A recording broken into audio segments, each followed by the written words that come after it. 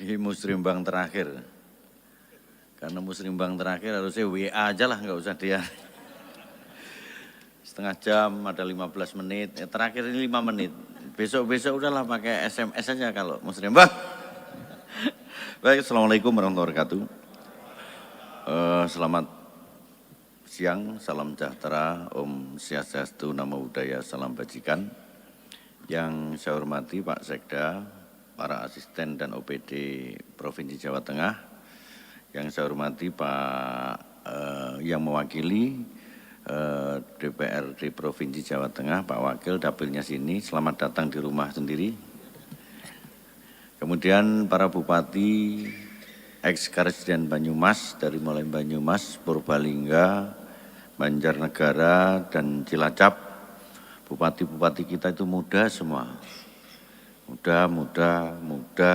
Oh ini tua, dan muda. Ya, Banyumas bupatinya Copek Tong, sama dengan saya, bocah tua nakal. Seumuran Pak, jadi biasa gojlokan. Anak-anak muda ini harus kita kasihan Pak. Jadi begini, musrembang itu hanya 2 yang harus menjadi esensi. Sing elek-elek, sing rusak-rusak kasihkan provinsi, selesai udah. Karena kita nanti akan membuat pembangunan Jawa Tengah bersama-sama. Jadi yang sudah sebelum minta tak kasih 1 Cilacap dan Kebumen, segera ajukan rekomendasi SPBN. Tadi malam sudah saya bahas, begitu ngajukan selesai itu barang. Kebumen mana? Oh keliru. Yang kedua Purbalingga dan Banyumas. Konsep aglomerasi segera akan terwujud dan nanti akan kita praktekkan setelah dari Solo. Contohnya Banyumas dan seputaran harus menjadi pertumbuhan ekonomi baru di wilayah kita. Dan itu menjadi Kemudian Banjarnegara, mana Banjarnegara? Banjarnegara 2 SMA, clear. Jadi Kecamatan Madukoro dan wis pokoknya ngono kuwi lah ibahnya, aku desane angel menok. Bapak Ibu sekalian, kami kemarin di seluruh gubernur mengadakan RDP di Komisi 2 DPR RI. Intinya sama, bahwa guidance pembangunan di tempat kita harus bersama-sama. Yang kita bahas adalah transfer daerah, kemudian transfer provinsi sampai kabupaten kota. Inilah nafasnya bahwa Bapak Ibu sekalian, dalam membangun negara Jawa Tengah itu tidak bisa sendiri.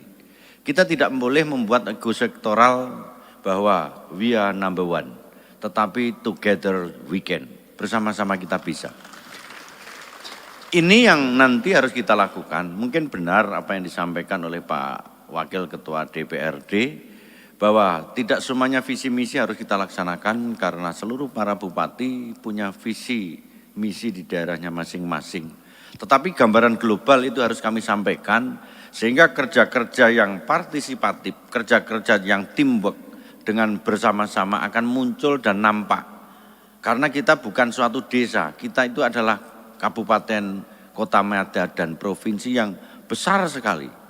Jadi sebesar apapun yang kita punyai kalau kita bersama-sama bisa.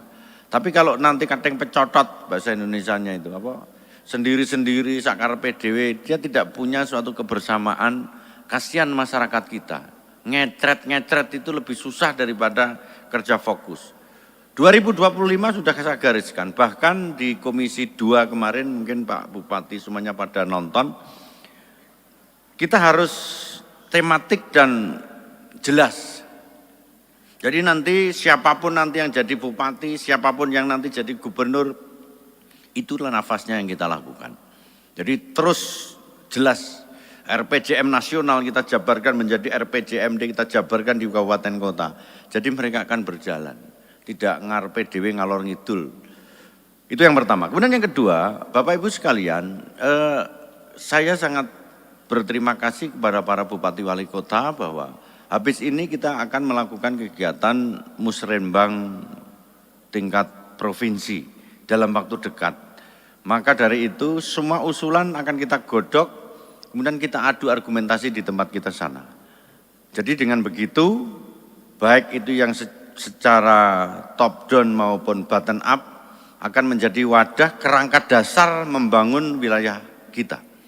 Jadi membangun wilayah kita itu mulai tahun 2025 infrastruktur.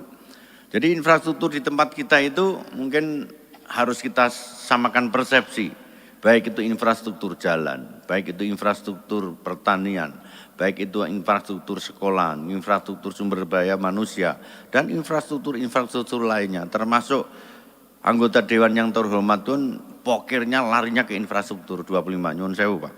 Jaluk piro takei tapi harus infrastruktur, gitu. Jadi nggak boleh mencong-mencong kemana. Kemudian kalau sudah infrastruktur tertata, dari mulai provinsi, kabupaten, kota sampai di desa, maka masyarakat kita nampak. Contoh misalkan infrastruktur pertanian. Pembagian namanya tersier, sekunder, primer. Wong desa-desa kita itu tidak pernah nanya. Sekunder, provinsi, primer, bupati, tersier, kewajibannya lurah. Sing penting banyune nyampe ke tanah saya, gitu. Sehingga kerja-kerja inilah, teamwork inilah yang kita perlukan. Kowe kurang apa, njaluk apa, carane piye. Oh itu bahasa Banyumas piye. Ya pokoknya begitu. Jadi kerja-kerja ini yang harus kita lakukan sehingga kita mempunyai suatu kebersamaan. Kalau infrastrukturnya 2005 sudah mapan, maka kita kick off untuk melakukan take off swasembada pangan. Jadi swasembada pangan. Kita punya patokan ya, 2025 itu swasembada pangan kita 16%, 8,8 juta ton. Hebat itu. Dan ini harus kita pertahankan. Sehingga 2026 nanti Musrembang yang sekarang ini pembahasannya tidak lagi infrastruktur, sudah berupa swasembada pangan. Jadi sudah swasembada pangan. Karena apa? Bapak Presiden, Pak Prabowo Subianto telah menggariskan negara kuat kalau kita mempunyai suatu swasembada pangan atau kedaulatan pangan.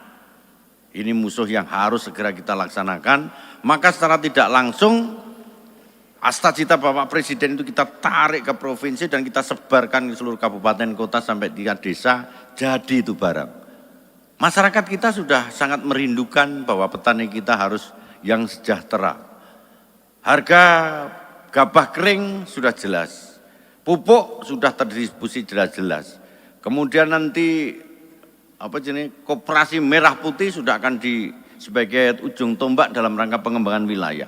Termasuk desa-desa sebagai potensi wilayah akan kita kembangkan. Dan saya minta para bupati wali kota segera terbitkan SK untuk kecamatan berdaya. Rentang kendali antara provinsi, kabupaten kota dan desa itu jauh. Desa kita itu jumlahnya hampir 8.720. Desa semua. Kemudian kecamatan kita jumlahnya 576. Kabupaten kita 35. Gubernurnya siji.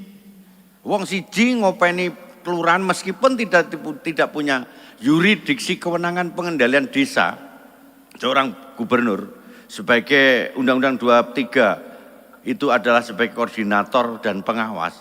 Tetapi objek pembangunan kita itu bukan di tempat gubernur, bukan di tempat bupati, bukan di tempat camat. Bali itu semuanya adalah di desa yang jumlahnya segitu banyak. Sehingga saya minta tolong nanti biar program-program provinsi, kementerian, lembaga kita tabrakkan di masing-masing kecamatan sebagai sentral kepanjang tanganan daripada bupati, wali kota, gubernur, dan kementerian. Apa itu? Di Solo sudah saya resmikan. Kecamatan berdaya nanti kita tunjuk di mana rumah berdaya akan membasiskan di desa. Silakan nanti ditunjuk. Bu, sudah diurakor belum? Apa namanya itu? Apa namanya? Surat edarannya sudah. Dan nanti program-programnya dari kita. Dari mulai petani milenialnya, dari mulai ekonomi kreatifnya, dari kelompok disabilitasnya, dari mulai kelompok berdayanya. Kemudian apa komplit jerit di masing-masing kecamatan kita membuat analisa program, kita membuat analisa pengelompokan masyarakat. Dari sana kita akan gerakkan. Karena biasanya nyuwun sewu, Pak Camat itu tugasnya nggak terlalu banyak. Yang paling banyak itu desa kalau tidak salah. Nah, direktif program itu kita mentaskan di sana dengan tidak punya rentang kendali banyak. Kemudian yang kedua, Bapak Ibu sekalian, Pelayanan kesehatan juga harus sampai paripurna di tingkat kecil, yaitu di tingkat desa. Puskesmas itu para perawat banyak hanya mengandalkan pertanggungjawaban dinas daripada dia melayani masyarakat. Jadi aplikasi ini perawat itu wakeh, lupa arep nyuntik ngene masyarakatnya. Sehingga dinas kita saya perintahkan perlu bikin puskesmas pembantu, penlink kita nanti, kok penlink apa sih ini? Spelling kita nanti menjadi role model dari Pak Menteri Kesehatan, pelayanan kita paling basisnya tetap di desa lagi. Masyarakat desa sangat merindukan adanya dokter-dokter spesialis, tidak hanya bidan. Kita terjunkan ke sana sehingga dia mempunyai upaya pencegahan masyarakat desa untuk sehat.